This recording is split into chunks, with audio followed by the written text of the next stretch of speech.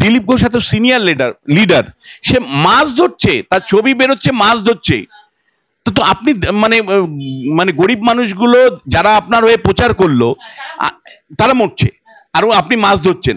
মানে এত মানে মানে এত হিপোক্রেট নেতা এরা, মানে এরা মানে আমি বলছি নিজেদের স্বার্থ ছাড়া কিচ্ছু বোঝে না। আমি তোমায় বলছি শুধু দিলীপ ঘোষের গলসিতে একের পর এক কর্মী মার খাচ্ছে। দিলীপ ঘোষের মানে লোকসভা বর্ধমান দুর্গাপুর যেখান থেকে উনি হেরে আসলেন, সেখানে একের পর এক কর্মীর অত্যাচার হচ্ছে, তৃণমূল কংগ্রেসে জয়েন করতে বাধ্য হচ্ছে, অথচ দিলীপ ঘোষ কলকাতায় বসে একের পর এক মানে বিবৃতি দলের বিরুদ্ধে দিচ্ছেন। বলে এই ধরনের স্বার্থপর নেতা যারা মানে যারা মানে পার্টির মানে কর্মীদের বিরুদ্ধে মানে পাশে দাঁড়ায় না, তুমি আমায় বলো কর্মীরা কতবার মার খাবে? দিলীপ ঘোষ মাছ ধরছেন।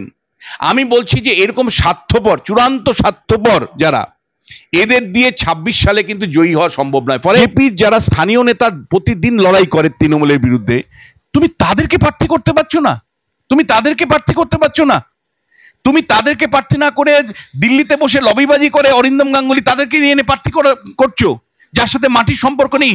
আর হেরে একেবারে হেরে গেলে দ্বিতীয় দিন যার মুখ দেখা যাবে না, হেরে গেলে কর্মীদের সাথে থাকছে না। এই যে দিলীপ ঘোষ, আজকে বর্ধমান দুর্গাপুরে কর্মীরা মার খাচ্ছে, দিলীপ ঘোষ কোথায়?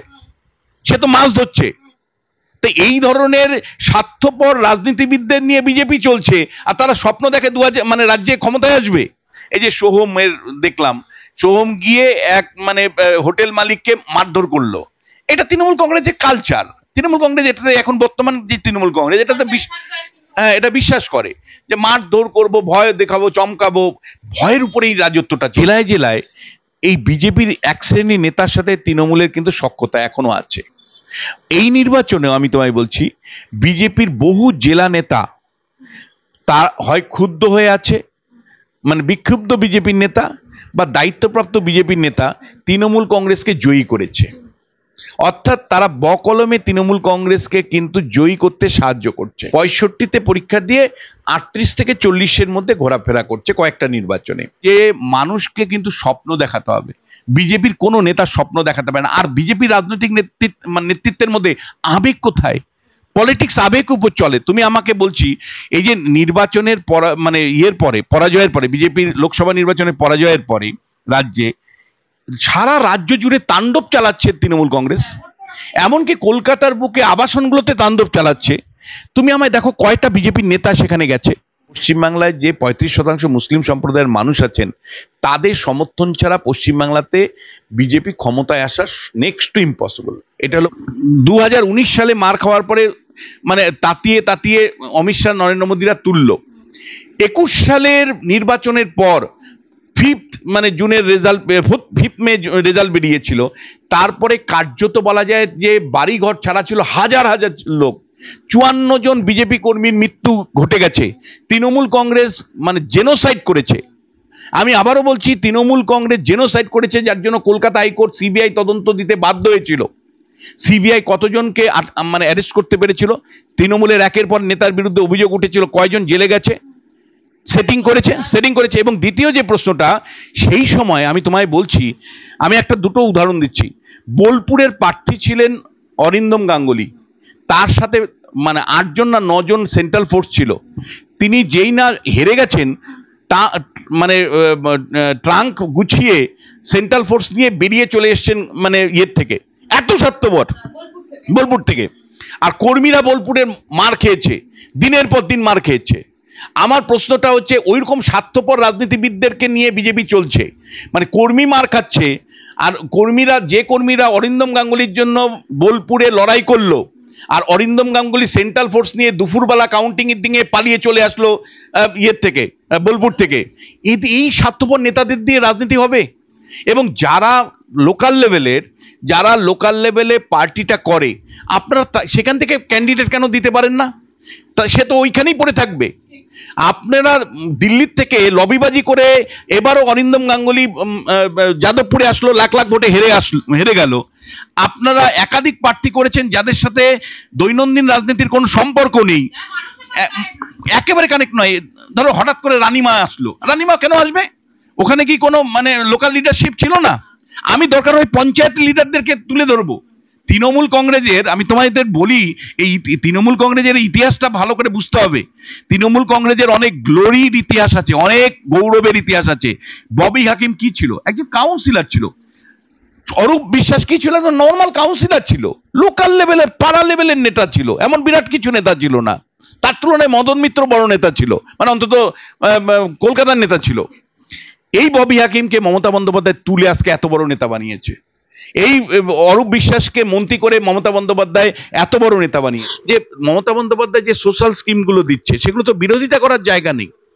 আপনার জলপাইগুড়ি না কোথাকার এক মানে নেত্রী, সে আমরা আসলে মানে লক্ষ্মীর ভান্ডার বন্ধ করব, ওই ইস্যুটাকে মানে অভিষেক হাতিয়ার করলো। তা আপনারা কেন একটা প্রেস কনফারেন্স করে ওই নেত্রীকে সামনে রেখে বলতে পারতেন যে আমরা ওই নেত্রীকে বহিষ্কার করে দিয়েছি? আপনারা প্রেস কনফারেন্স করে বলতে পারতেন যে আজ থেকে আমরা এটা পরিষ্কার বলে দিচ্ছি, লক্ষ্মীর ভান্ডার বন্ধ হবে না, বন্ধ হবে না। প্রেস কনফারেন্স করতে পারতেন, আপনারা করেননি। তাহলে আপনার কৌশলগত জায়গা থেকে আইটি সেল কেন? দল না, আমি মিডিয়া সেল গুলি মারো, এগুলো বোঝার চেষ্টা করো। যেই মুহূর্তে অভিষেক বন্দ্যোপাধ্যায় একের পর এক জনসভায় বলছে যে দেখুন এমন দল আপনারা বিরোধী দল পাচ্ছেন যারা আপনার টাকা বন্ধ করে দিতে চায়, আপনাদের লক্ষ্মীর ভান্ডার বন্ধ করে দিতে চায়, ওই বিজেপি নেত্রীর নাম ঠাম ধরে উনি বলতেন, আবার ভিডিও দেখিয়ে বলতেন। তাহলে আমি সঙ্গে সঙ্গে যেদিন উনি বলেছেন নেত্রী, সেদিনই সেই নেত্রীকে আমি সাসপেন্ড করতে পারতাম। আমি শুধু তাই নয়, আমরা বলতাম যে ওই নেত্রীর বক্তব্য আমাদের বক্তব্য না, এবং তার জন্য রাজ্যের দিলীপ ঘোষ আজকে এত কথা বলছেন বা শুভেন্দু অধিকারী নেতৃত্ব দিয়েছেন, তারা তখন মানে প্রেস কনফারেন্স করে দলের তরফ থেকে লিখিত বিবৃতি দেওয়া উচিত ছিল। দেখো মানে লোকাল লেভেলে বহু ক্ষেত্রে আমি তোমায় বলছি, না না গুরুত্ব না, ওরা অহংকারে, এত অহংকার এদের মধ্যে, বিজেপি নেতাদের মধ্যে এত অহংকার, এত অহংবোধ। আমি তোমায় বলছি এই দল ক্ষমতায়, মানে এই অহংকার যদি না ছেড়ে ক্ষমতায় আসে, তাহলে এ তো বিজেপির আরেকটা ভয়ঙ্কর শক্তি, মানে বিজেপি তৃণমূলকে যদি রিপ্লেস করে আরেকটা ভয়ঙ্কর শক্তি। আমি বলছি যে মানে তৃণমূল কংগ্রেসের তীব্র মানে সমালোচনার অনেক জায়গা আছে, কিন্তু তৃণমূল কংগ্রেস বিরোধী নেতারা যখন ছিলেন, বিরোধী ছিলেন, তখন এরা কিন্তু মাটির মানুষ ছিল। আমি তোমায় বলছি এদের মধ্যে অহংকার ছিল না। পরবর্তী পর্যায়ে অভিষেক মমতা বন্দ্যোপাধ্যায়ের পাল্লায় পরে এরা অনেকে অহংকারী হয়েছে, কিন্তু আমি তোমায় বলছি একটা পর্যায় পর্যন্ত Trinamool Congress in to sense মমতার নামটা ঠিক দিয়েছিলেন তৃণমূল কংগ্রেস। কিন্তু বিজেপির ছোট বড় নেতার মধ্যে এত অহংবোধ, এত অহংবোধ, মানে তারা ছাড়া পৃথিবীর কেউ জানে না, মানে তারাই সব জেনে রেখেছে। আর বাদ বাকি যারা সব বকবক করছে তাদের কোনো মূল্য নেই, তাদের অভিজ্ঞতার কোনো গুরুত্ব নেই। ফলে এটা আরেকটা সমস্যা বিজেপির মধ্যে, যে অহংবোধ, নেতা ছোট বড় মেজো সব নেতার মধ্যে অহংবোধ। 42 জন প্রার্থীর মধ্যে যে রাজ্যে 35% মুসলিম সম্প্রদায়ের মানুষ আছে, সেইখানে 42 জন প্রার্থীর মধ্যে একজন মুসলমান প্রার্থী দিতে পারতো না? মাতুজাকে দিতে পারতো না? মাতুজাকে দিতে পারতো না? এত ভালো বক্তা মাতুজা, এত পরিশ্রমী মহিলা, মাতুজাকে কোনো একটা মুসলিম কেন্দ্রে দিতে পারতো না? মানে বিজেপির সাইকিকটাই হলো যে মুসলমান বিদ্বেষী একটা মানসিকতা, মানে একদম পরিষ্কার মুসলমানদেরকে কোনো মতেই তুলবো না, মুসলমানদের কাছে যাব না, মুসলমানদের ভাবনা চিন্তাকে গুরুত্ব দেব না, এই যে মানে বক্তব্য। এবং তার সাথে সাথে প্রতিনিয়ত শুধু জয় শ্রীরাম জয় শ্রীরাম। আরে আমি ধরো ধর্মনিরপেক্ষতার জায়গা থেকেই বলছি, আমি কোনো একটা মিটিংয়ে গেলাম, আল্লাহু আকবর যদি কেউ বলে আমার ভালো লাগবে? কি রে বাবা, আমি একটা মিটিংয়ে এসেছি, একটা পলিটিক্যাল মিটিংয়ে এসেছি, সেখানে আল্লাহু আকবর বলে যাচ্ছে, কেন বলছে রে বাবা? মানে এই প্রশ্নটা আসবে যে জয় শ্রীরাম তোমার বাড়িতে থাকুক, তোমার নিজেদের মধ্যে থাকুক, যখনই তুমি জয় শ্রীরামের ধ্বনিটা এমনভাবে দিচ্ছ, মানে মুসলিমরা আতঙ্কিত হয়ে যাচ্ছে, ভয় পেয়ে যাচ্ছে, তারা মানে সবার মধ্যে যেতে চাইছে না।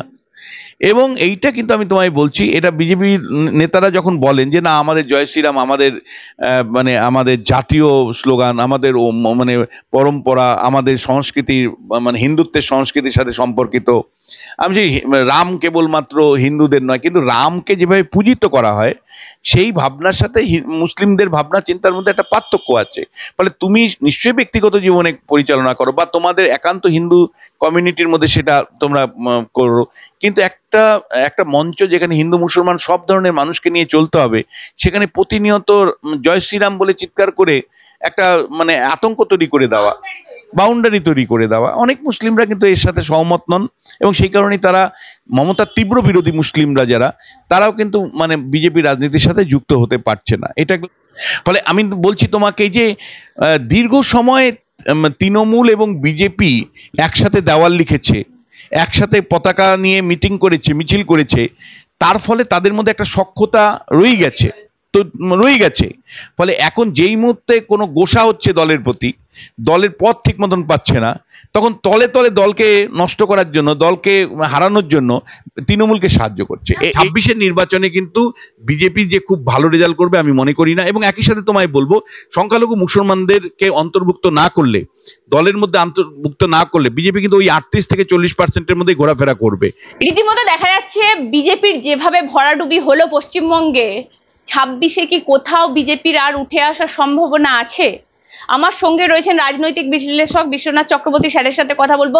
26-এ কি বিজেপি চাইলে, তার রণকৌশল তো ঠিক করলে কি কোথাও ঘুরে দাঁড়াতে পারবে বিজেপি?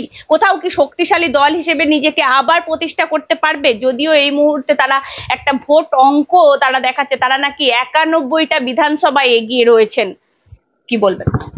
না, 91 নয়, বিজেপি 90টা মানে বিধানসভা কেন্দ্রে এগিয়ে আছে, যেটা 2019-এর লোকসভা নির্বাচনের থেকে কম। 2019-এর নির্বাচনের ফলাফলের পরে 121টা বিধানসভায় বিজেপি এগিয়েছিল।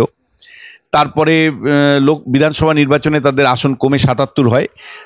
এবার মানে আসন সংখ্যা বেড়ে আবার 90 হয়েছে। কিন্তু বিজেপি যেই জায়গাটা আটকে যাচ্ছে সেটা হলো 38 থেকে 40%-এর বাইরে ভোট পাচ্ছে না। হ্যাঁ, এটা আমি তোমায় বলছি যে বিজেপি 65-তে পরীক্ষা দিচ্ছে, 65-তে পরীক্ষা দিয়ে 38 থেকে 40-এর মধ্যে ঘোরাফেরা করছে কয়েকটা নির্বাচনে। আমার মতে যে এই ভোট পার্সেন্টেজটা বিজেপি যতক্ষণ পর্যন্ত 45-এ না নিয়ে যাবে ততক্ষণ পর্যন্ত বিজেপির জন্য চিন্তার কারণ আছে। 8% ভোটের ডিফারেন্স আছে বিজেপির সাথে তৃণমূল কংগ্রেসের। তাহলে বিজেপিকে যদি এই ভোট বাড়াতে হয় তাহলে দুটো উপায় আছে, তিনটে বলা যায় উপায় আছে। একটা উপায় হলো যে সংখ্যালঘু মুসলমানদের জন্য নতুন বার্তা, নতুন ভাবনা, নতুন চিন্তা। ধরো এই যে বিজেপির এমএলএরা, এমপিরা যেতেন, কয়জন সংখ্যালঘু মুসলমান পরিবারগুলোতে যায়, কয়জন নির্বাচনের বাইরে, প্রচার বাইরে যখন চলে সাধারণ জীবনযাপন, কয়জন মুসলমান মানুষের সুখ দুঃখের সাথে বিজেপির নেতারা যান? আমি তো জানি যে জানি না। মুসলিম মহল্লাগুলোতে গিয়ে কেন ট্রাস্ট তৈরি করেন না?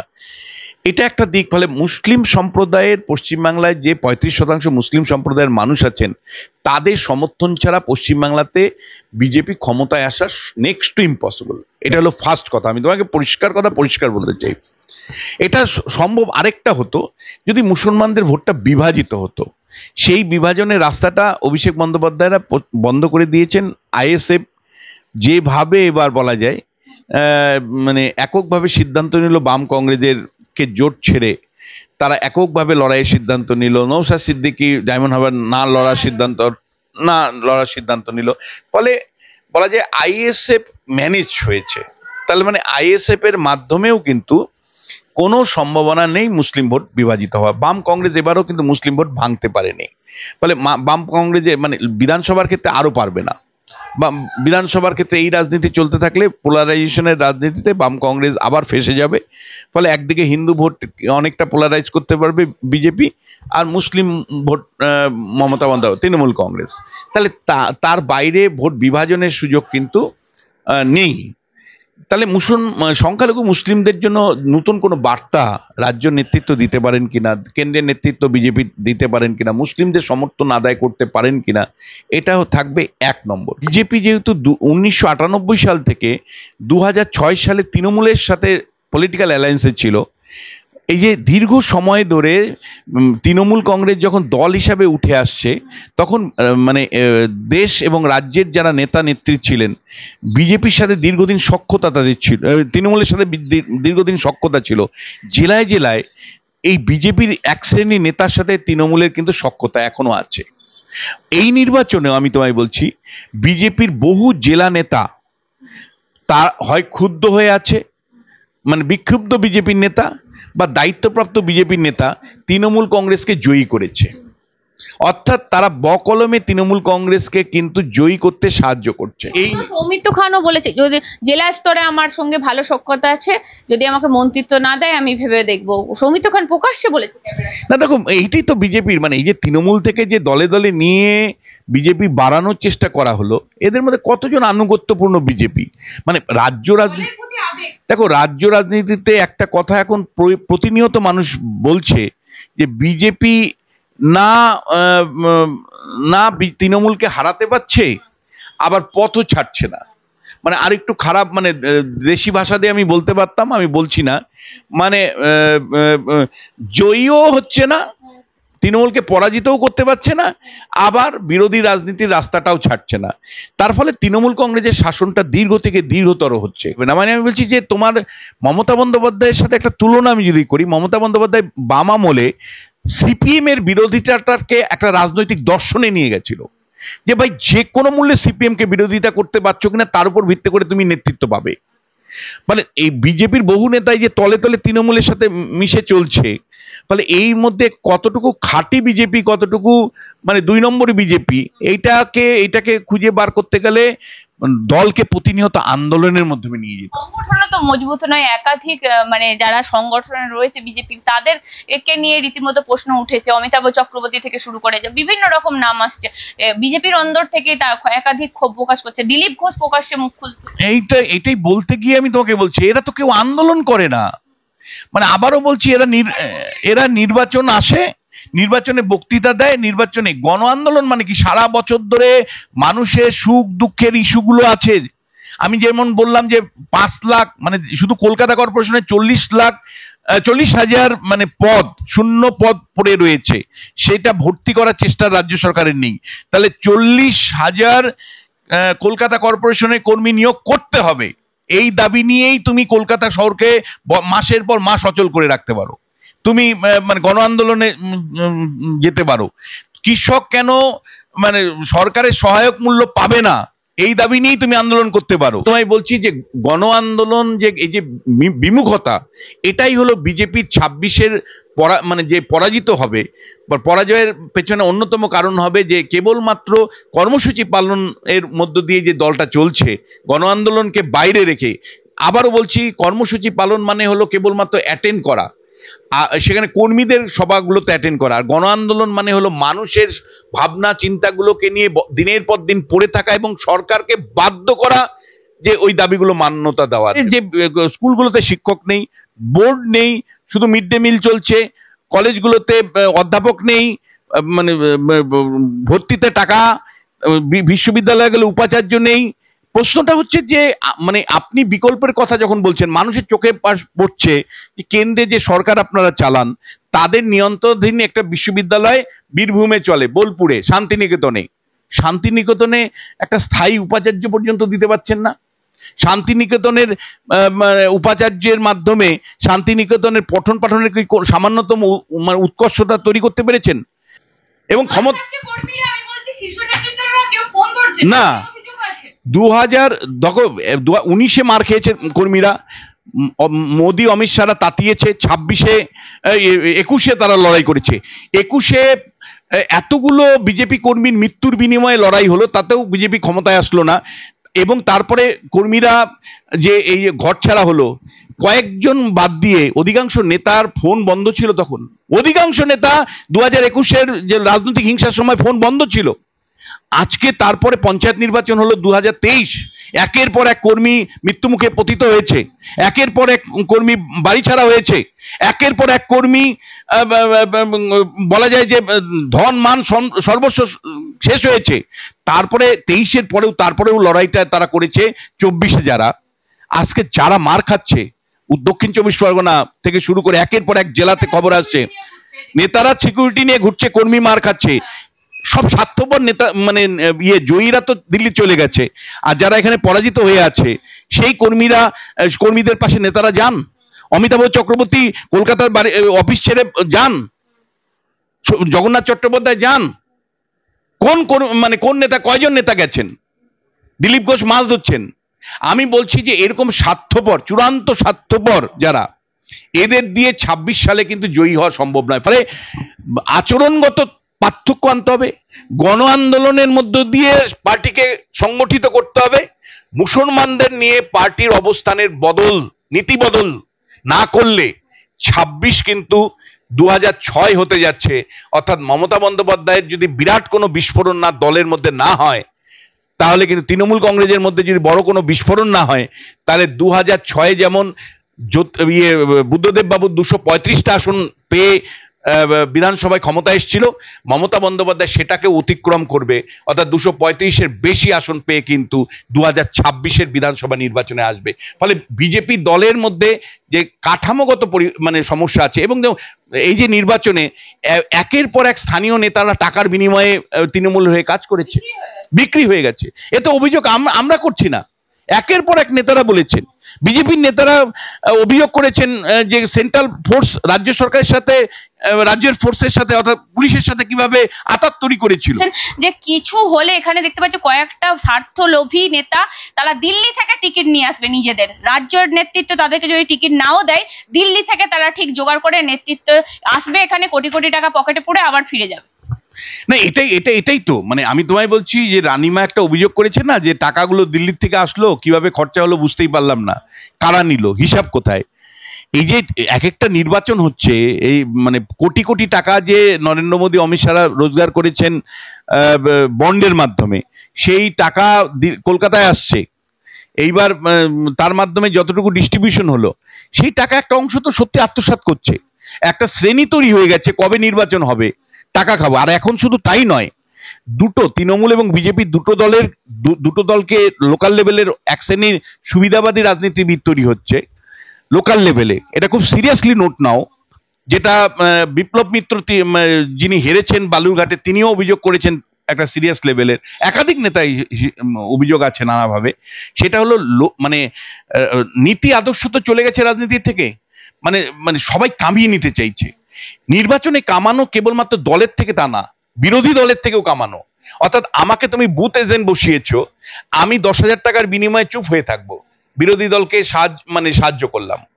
আমি স্থানীয় নেতা, আমি মানে মানে আমার দলের হয়ে খাটবো না, তার বিনিময়ে 1 লাখ টাকা আমার সাথে সওদা হয়ে গেল। এইভাবে নেতা কেনা বেচা কিন্তু চলছে।